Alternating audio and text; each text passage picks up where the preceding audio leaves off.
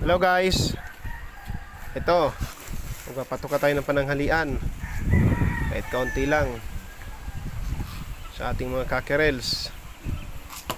Bali, chick grower pala to guys, ng Supremo Infinity. At wet feeding tayo. At nilagyan natin yan ng vitamin sa ibabaw ng multibit ng Pit Cobra. What?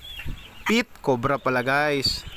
Bali, antayin lang natin ma-absorb yung water at ibibigay natin sa kanila.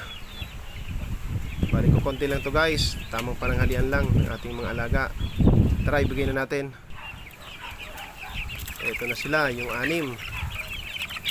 Bali, sa ganitong edad pala guys, ay nagbibigay ako sa kanila ng 2 o 3 beses pagpakain sa loob ng isang araw. Kasi mas mga bata pa naman sila at napakadali nila magutom. So yun lamang po guys. Maraming salamat. Goodbye.